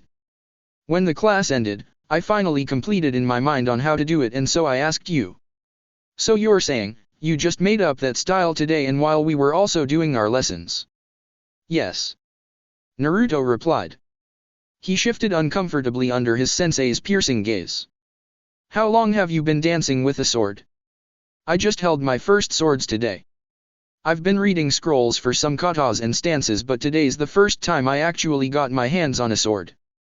Kira could not help but show her excitement as she kept on muttering the words genius, amazing and totally unpredictable. Suddenly, she grabbed the boy into a hug. "Come here, you," she said as she squeezed the boy's head against her chest. "Oh, you little genius, you." She then released the boy and kneeled in front of him, holding his shoulders. "So, do you have a name for it?" "I just thought of a name. The Dance of Six Deaths," Naruto said as he made an "I got it" pose. Kira clapped happily and half-dragged and carried the boy outside the dojo. "Class dismissed," she shouted, not looking back at her students who were still awestruck. "Sensei, where are we going?" "We're going to see the Uzukage and show it to your family. I'm sure they will be proud. Since you invented this style, it will be placed on your logbook under your achievements." Unknown to Naruto, his twin siblings were still taking pictures and videos of him for his album. Miho and Mio were very impressed and could not wait to inform their parents and older siblings. They followed Kira and Naruto and realized they were also headed to the Uzukage's office. "Uzukage office. Uzukage-sama." Kushina and Minato looked up as the door burst open and Kira along with Naruto came barging in. They noticed that the Kenjutsu teacher was very excited. "Sensei. It's Naruto." Kira said as she dragged the boy in front of his parents and began squeezing him to a hug. She then released the boy and patted his head. Kushina and Minato could not help but smile as they watched Kira look very thrilled. He just created his very own Kenjutsu style. She half-shouted. She then activated her Rinnegan and showed them the memory. After watching, Kushina grabbed her son and smothered him into a hug. Minato was smiling wide and was ruffling his son's hair. "That was very impressive, Naruto-kun. We're so proud of you," they both said. Naruto was just speechless as he blushed to his parents' praise. Kushina could not keep her excitement and wait for dinner, so she called for Kaide, Arashi, Tsunade, Minako, Narumi, Miho, and Mio to the office and asked Kira to show them the memory. After a lot of praising and congratulations, Kushina finally took a scroll and began sealing and writing down the information about the technique and drew the main battle stance. The scroll was then labeled, "The Dance of Six Deaths by Uzumaki Namikaze Naruto, the Lost Maelstrom." Kushina told her son that she will be the one to personally train him in Kenjutsu, like she taught his siblings. "Now, go back to the mansion and get some rest. We're having a celebration dinner later," Kushina informed her son. The boy then kissed his parents and grandmother before leaving the office. "A day before, we found out that he had the Kekai go Tauta," Arashi started. "And now this, he just created his own sword fighting style at the age of 5. Who knows? He probably has the Mokuton as well." Kaide half-joked, making the others laugh. "Oh yes. Who knows? That boy is full of surprises," Tsunade said. "Indeed. So, what are we having for dinner?" Minato asked. "Aside from ramen, what else?" Arashi interrupted, knowing that her daughter would undoubtedly say ramen. "Let's just order for a huge feast from the Golden Whirlpool Dragon and have the food delivered to the mansion. We'll let them handle the choice of food," Kushina said. "Of course, I'm also ordering huge bowls of ramen from Ichiraku's. I'm thinking of inviting them as well and Naruto's friends." Kaide then took out a notepad and began scribbling on it. "What are you writing?" Kushina asked her brother curiously. Oh. Just the materials for Naruto's sword. I'm having a squad look for the rare materials from different countries.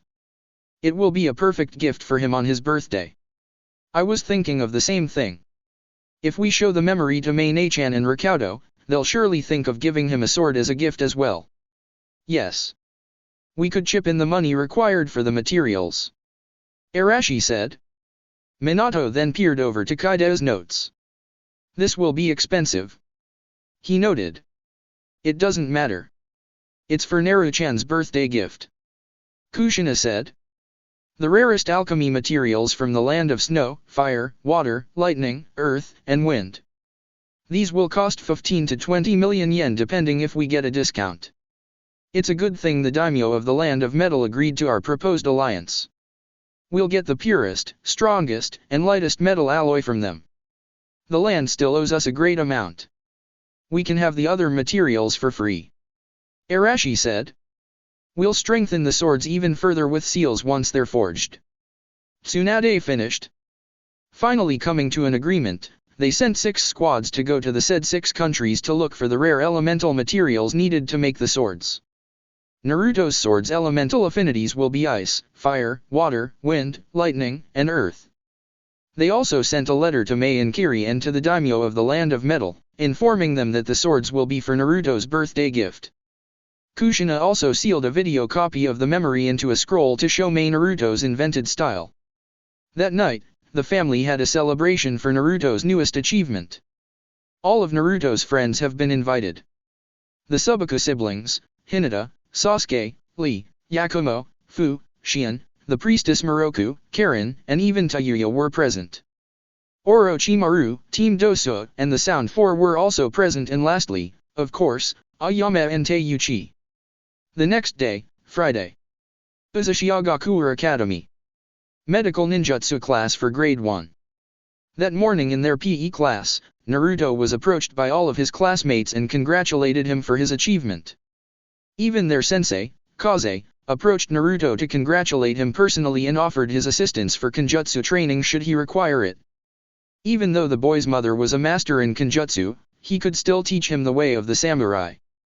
When the time for their medical ninjutsu class started, their sensei was excited to see Naruto. Of course, their teacher for the subject was Shizune, Tsunade's apprentice. Naruto's grandmother most likely informed her. She also congratulated the boy before getting started with the lesson. Alright. Good morning everyone, I am Kato Shizune. Apprentice of the medic Sunin, Senju Tsunade.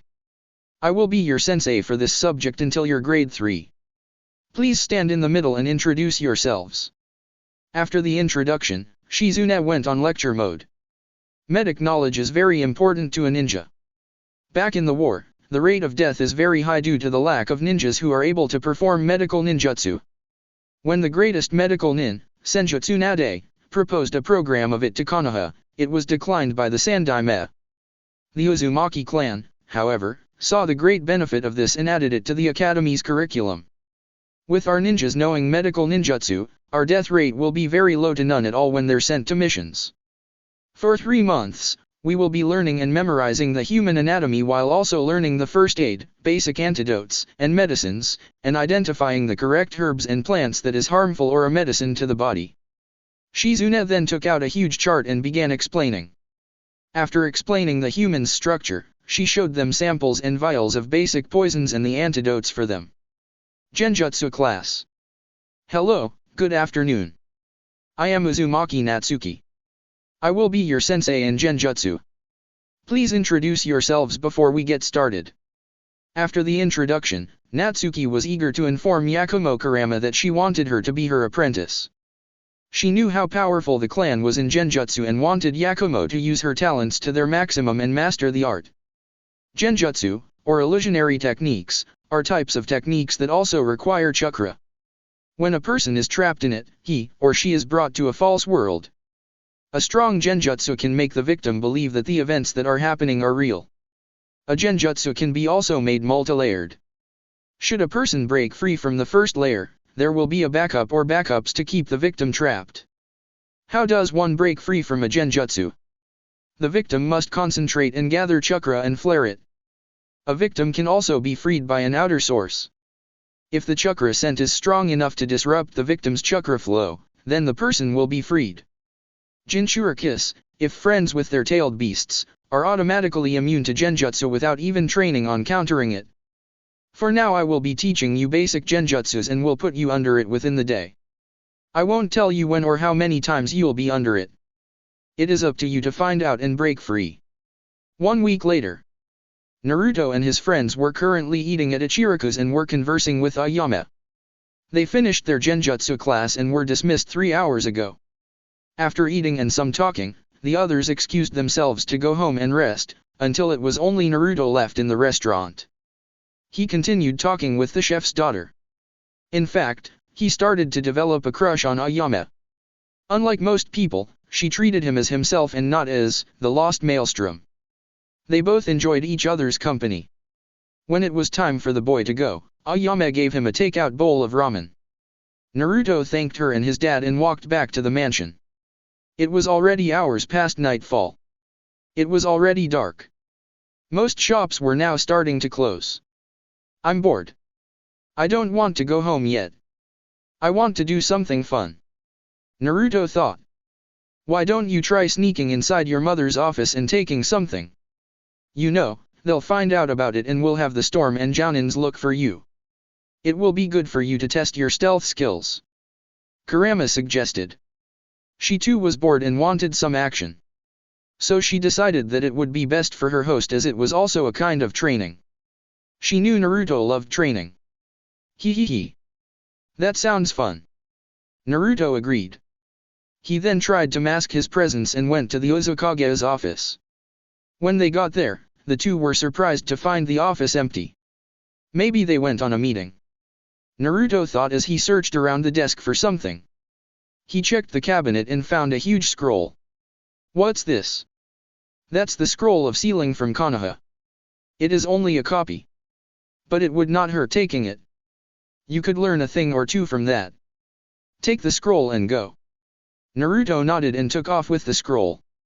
He went to the forest to hide while he waited for his mother to find out and send people after him. He ate the bowl of ramen Ayame especially made for him before he opened the scroll. What to learn, what to learn. Shadow Clone Jutsu. Multiple Shadow Clone Technique. I wonder. Naruto then read. Shadow Clone Jutsu, a jutsu developed by the Hokage, Senju Tobirama.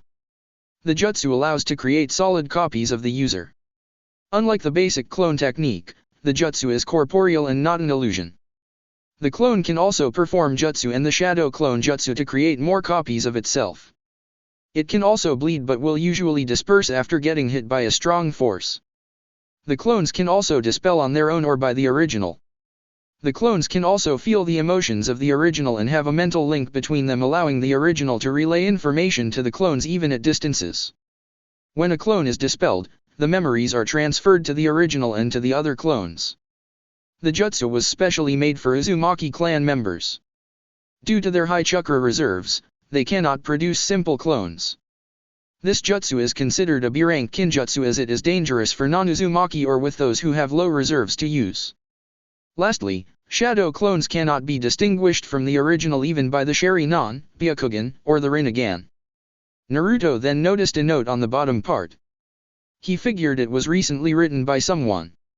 Note, shadow clones' memories and experience are transferred to the original when dispelled. Perfect. Time to learn this. An hour after, Naruto finally mastered the shadow clone technique and the multiple shadow clone technique. He was immediately on the alert when he sensed people. Naruto recently found out that he was a sensor. He asked Kurama about it and the fox told him that the ability did not come from her. Meaning he was really born with sensory abilities. With Kurama's ability to detect negative emotions, he used its advantage to detect people and especially, enemies, faster. Finally. They're here. The boy then started off running towards the searcher's position. Hey, Naruto-kun. You're going the wrong way. What are you doing? Naruto did not respond and simply smirked. He ran straight for the large group of storm operatives with another big group of jonins. He figured out that they were just receiving their orders. And he was right. Just before they scattered, Naruto appeared in front of them. Immediately, the boy was surrounded. "Please surrender the scroll and come with us to the office," the leader said. He. Naruto chuckled and made a hand sign. Taijutsu Bunshin no Jutsu. Thousands of Naruto clones appeared and scattered in all different directions. "And there goes your stealth training," Kurama sighed. "Oh shit," the leader muttered, finally understanding what was going on. "Not again," groaned the others as they too understood. Those who were new storm members gave confused looks. "It's a kind of tradition for all Uzukage's children. I'll explain after. For now we need to find him fast," the leader said before taking off. The others just sighed and chased after the clones to look for the original. Meanwhile, the original Naruto shunshined back to the Uzukage's office and returned the scroll. Then he shunshined to the mansion and hid in his room. Kurama was howling in laughter while Naruto tried to remain silent. He muffled his laughter with a pillow and later fell asleep. Uzukage's mansion balcony. Arashi, Tsunade, Kaide, Minato, Kushina, and Naruto's siblings were all in the balcony watching. Arashi and the others were on the ground laughing out loud. "Bwahahaha! He did it! He did it!" exclaimed the old man between fits of laughter. "Oh! That was the best! Going right in front of them and then creating thousands of clones. Ha ha ha ha!" Tsunade laughed. The Uzukage and the other family members actually knew about Naruto sneaking in the office and taking the scroll as Moroku informed them earlier. Arashi remembered the time when he was still Uzukage and the same thing happened to his children.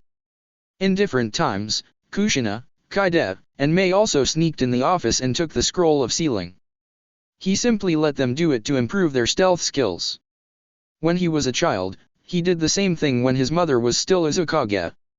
Kushina let the same thing happen to her other children. Although this was the first time her child showed up in front of everyone and then did the multiple shadow clone before returning the scroll back to the office and then hiding in the mansion. "Oh, this is going to be a long night for my men," Kaide said between coughs of laughter. "Ha ha ha ha.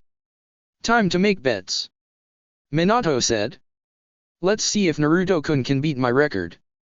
I still have the longest time before getting caught after all. 7 hours and 10 minutes. Kushina bragged. The family then made bets. The winner gets treated to ramen for free in a week. The next morning, Naruto woke up feeling great, although he was starving. Mastering and creating 3,000 shadow clones had been very taxing. He was lucky to have felt the fatigue when he got to his bed. He then went out of his room and looked for his family. He sensed them all gathered at the balcony. When he reached the balcony, he wondered why they looked like they sat there camping for the night. They were asleep. "Ka-chan? To-chan? What's going on?" Naruto asked, waking them up. "Oh. It's you, Naru-chan," Kushina said, still a bit sleepy. "What's going on?" Before anyone could answer, the leader for Naruto's search appeared in a water shunshin to report to Kaide. "Kaide-sama. We still haven't found him. We estimated the clone's number to 10,000. We dash." The storm stopped, finally noticing Naruto, who was still confused. The storm quickly tapped a restriction seal on the boy's forehead and waited for it to dispel. When it remained, he realized it was the real Naruto. "Sigh. I finally found you. By the order of the Uzukage, you are to come with me to the Uzukage's office and return what was taken." What is he talking about? Naruto thought for a moment. Then he remembered and could not help but laugh. "Ha ha ha. But the scroll's been there overnight. I returned it right after I produced the clones." "Ha ha ha. What? What?" The storm half asked, half shouted. Then he face-palmed himself and started laughing. Finally caught up, huh? Kaide said as he too was laughing. The whole family was laughing. "Call off the search. You will all receive a D-rank's pay," Kushina said between giggles. Hi. Thank you, Uzukage-sama." He bowed to the others and left to call off the search. "Wow. So they were looking for me for the whole night until this morning? Naruto asked. Yes. They all replied. Wow. Yeah.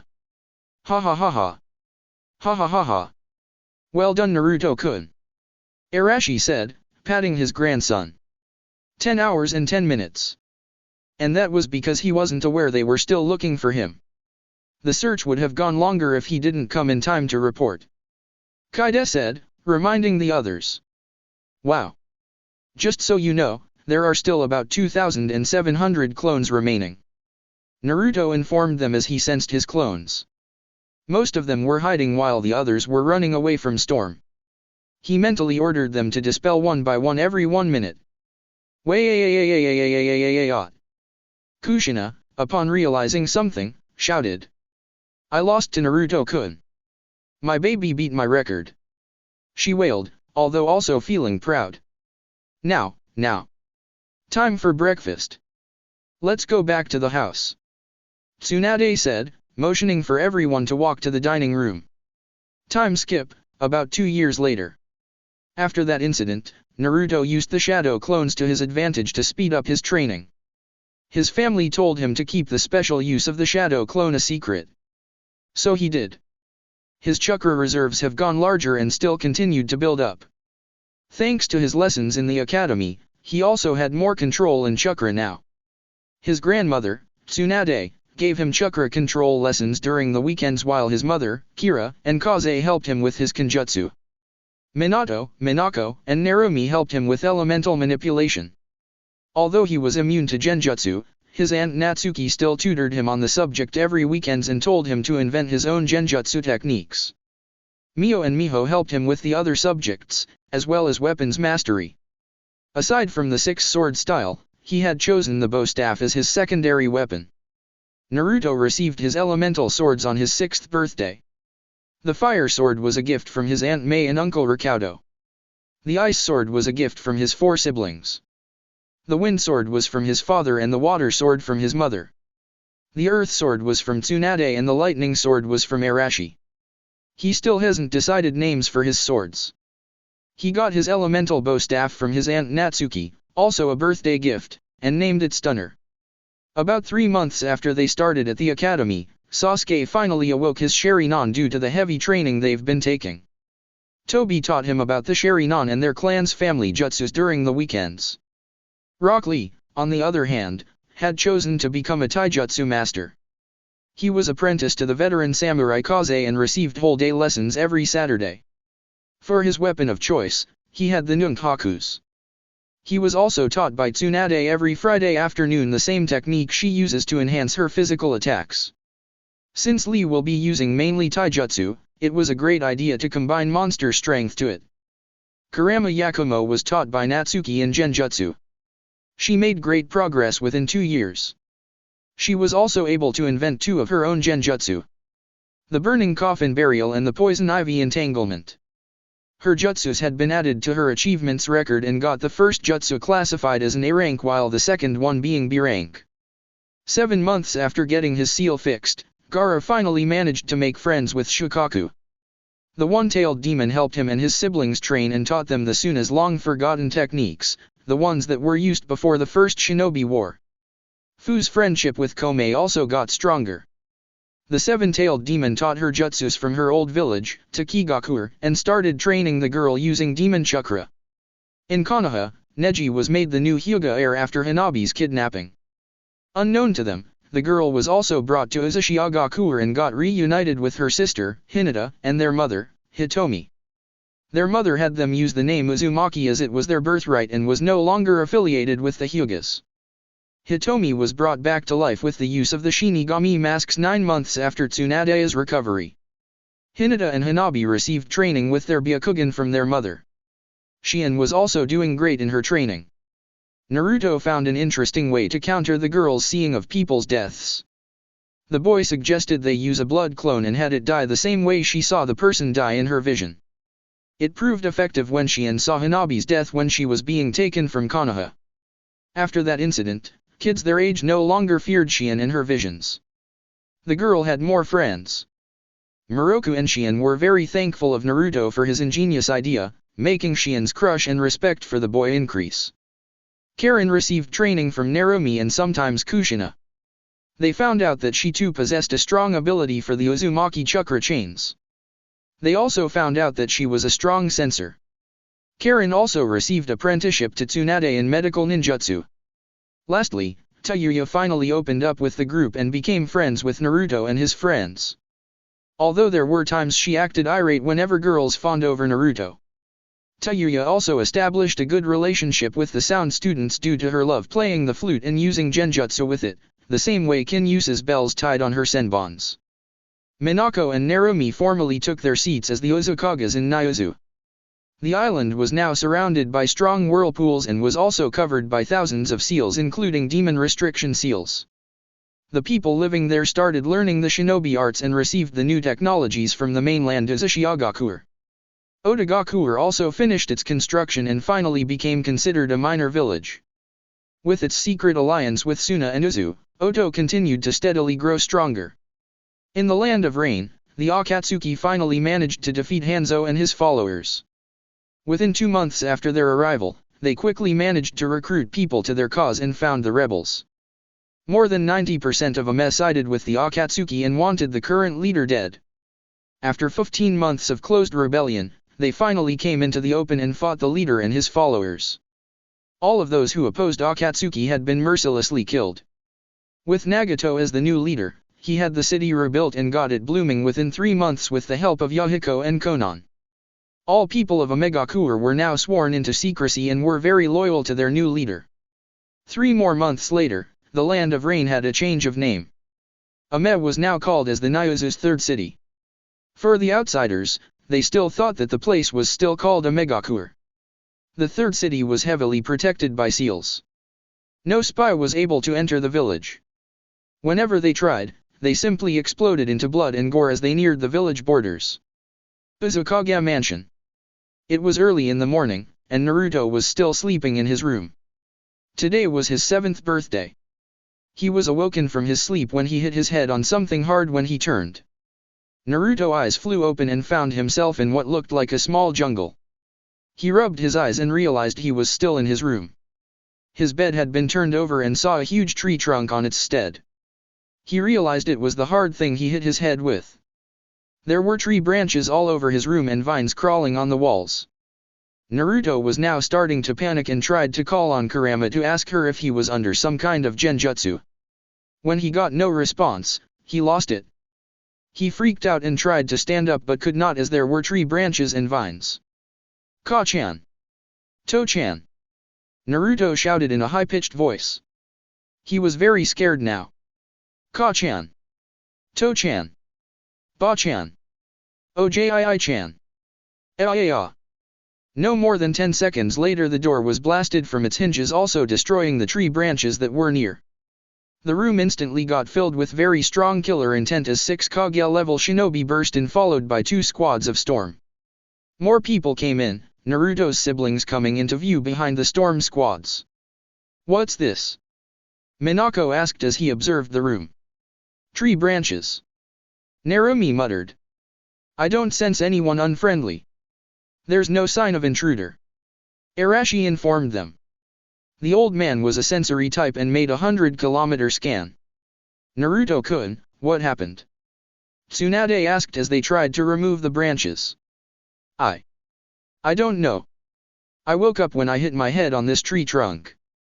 When I tried to contact Kurama and ask her if this was a genjutsu, I got no response.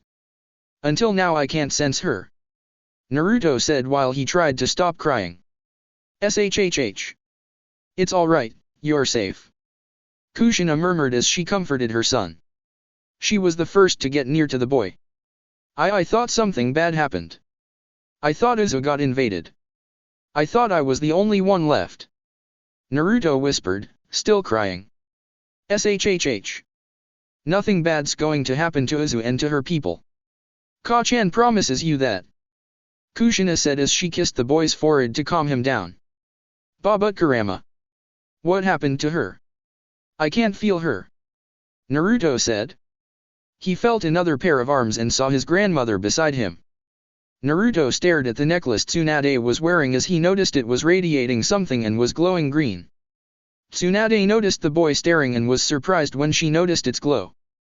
Something flashed to Tsunade's mind and immediately, she removed her necklace and wore it to Naruto's neck. Naruto-kun. Channel your chakra and relax. Just relax. You're safe now. We're here. Tsunade murmured.